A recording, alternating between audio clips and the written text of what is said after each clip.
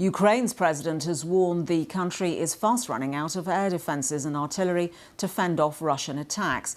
Volodymyr Zelensky warned that if US Congress continues to hold up a multi-billion-dollar military aid package, then Ukraine will lose its war against Russia. On Thursday, power plants were attacked in a Russian bombardment, with hundreds of thousands of people being left without power.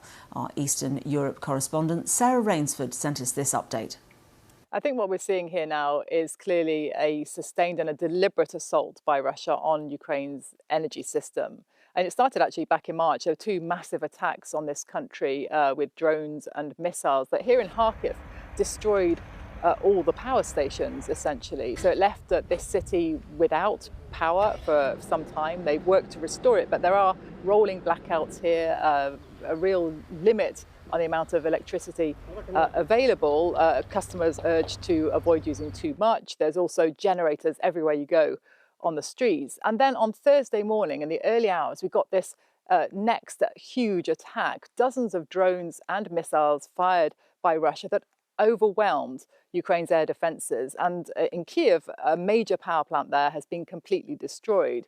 Now, I spoke to the boss of the company that ran that plant, and he says that they can repair it if they get the spare parts from allies in the West. Then in theory, they can rebuild that power station, get it up and running again. But he asked me what the point of that would be if they can't protect it. And that is the problem. If there are renewed Russian attacks, which looks like will happen, then the problem is air defences. In Ukraine, they are extremely stretched, extremely limited.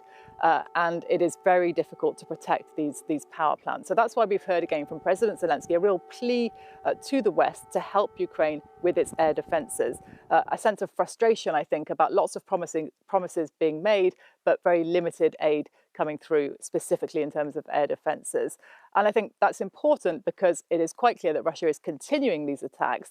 And they're not only becoming more intense, these attacks, they're also more accurate. And that means for Ukraine, they're more devastating. Sarah Rainsford there. Well, earlier I spoke to Yaroslav Trofimov, who is a chief foreign affairs correspondent at the Wall Street Journal and author of Our Enemies Will Vanish. I asked him what he thinks might happen. Well, I mean, the Russians have been on the offensive already since the end of last year.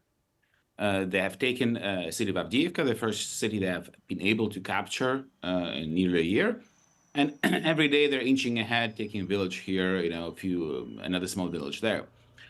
So far, they did it at great cost.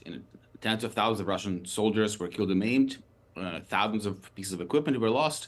So far, Ukraine is holding out. But the issue of air defenses, obviously, is a key issue also in the battlefield, because Russia is using more and more of these glide bombs to devastating effect.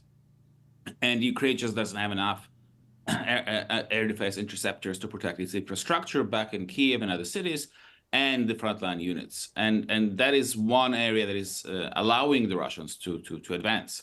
So you would draw a line then between Ukraine's response or its performance on the battlefield and the funding and the weaponry it is provided by the West? Oh, very much so, very much so. And I think the U.S. government draws it as well. When Avdiivka fell in February, the White House said this happened because the Republicans who control the House of Representatives haven't allowed the funding to go through, so Ukraine just ran out of ammunition. And it's true. If Ukraine and Russia had roughly a parity in the number of shells they would fire a day in September, October last year, now the advantage that the Russians have is about 5-1 to 10-1. So Ukraine is outgunned, it's on the defensive, and now it's increasingly struggling with protecting its skies from the overwhelming Russian air power. And do you think that Russia has almost an endless supply of munitions? That seems to be what you're saying. It's not endless, but while Ukraine is not getting American help, Russia is getting ballistic missiles from North Korea. It's getting a very large supply of this long-range Shahed drones from Iran. So its allies are helping it. And obviously, Ukraine would have it a little bit easier in the coming month once the F-16 fighter jets come online, because they can also be used for air defense. But you have this basic asymmetry in the war, because Russia can strike and does strike anywhere in Ukraine, and Ukraine is not allowed by the US or its Western allies to use any of its Western supplied weapons to strike any targets in Russia. It cannot use these weapons to strike Russian airfields, Russian oil installations, Russian refineries. And when it does strike these targets with its own domestically produced drones, it gets criticized by the US government.